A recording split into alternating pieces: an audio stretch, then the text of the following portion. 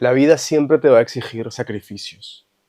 Toda vida humana, de todas las personas que estamos vivos en este planeta, ya sea desde el inicio de la humanidad hasta el fin de nuestros días, toda vida humana se va a ver cara a cara con sacrificios.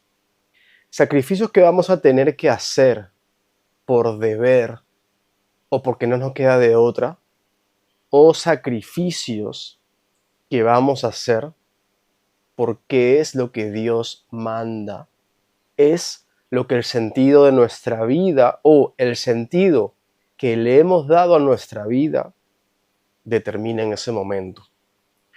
Pero sacrificios va a haber sí o sí. Sacrificios que van a suceder y vamos a tener que afrontar, o el sacrificio más elevado, que es el sacrificio que uno mismo hace desde la voluntad, Y con esto quiero decirte algo. Llegado ese momento, ¿ok?, en el que has sacrificado muchas cosas, personas a las que amabas, tiempo, lugar en el que has transformado, te has mudado, etc. Todo proceso en el que una persona está comprometida con el sentido que le has dado a tu vida, y ese sentido te ha dado la fuerza para realizar sacrificios, porque sí o sí todos los seres humanos que emprendemos la vida mortal vamos a realizar sacrificios que tenemos que realizar sí o sí, o sacrificios que vamos a realizar porque deseamos hacerlo.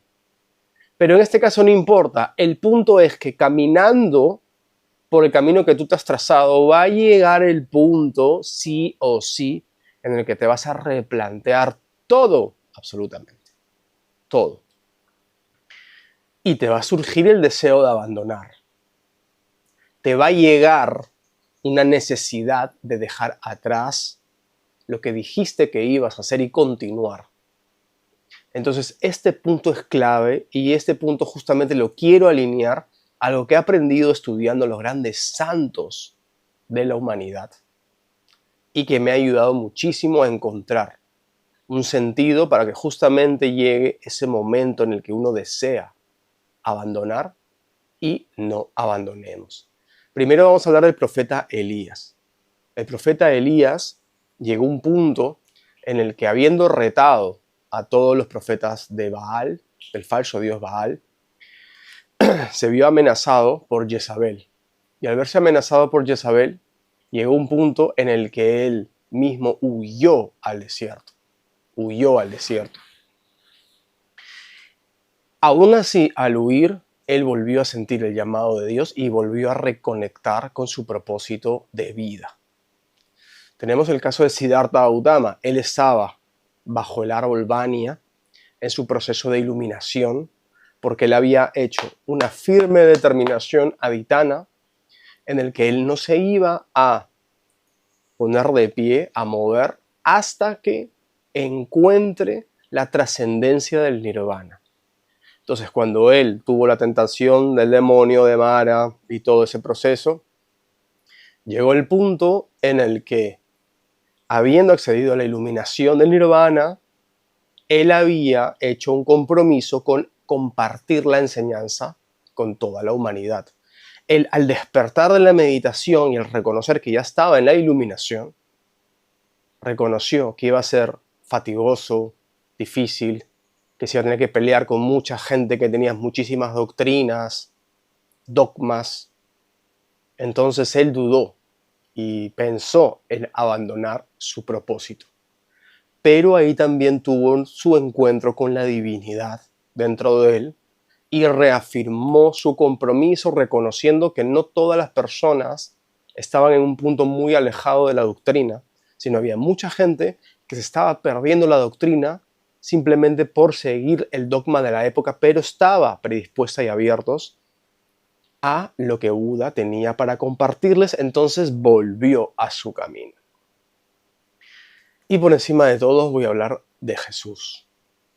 Jesús, cuando estaba en el Monte de los Olivos, previo a que lo iban a capturar para llevarlo ante Herodes, ante los maestros de la ley, los fariseos, los saduceos del Sanedrín, a ser juzgado y posteriormente crucificado, él estaba orando y está orando lleno de angustia, sudando, como dice en el libro de Lucas, en el Evangelio de Lucas, sudando sangre. Y él en un momento elevó los brazos al cielo y en oración dijo: Padre, si deseas, aleja de mí este cáliz.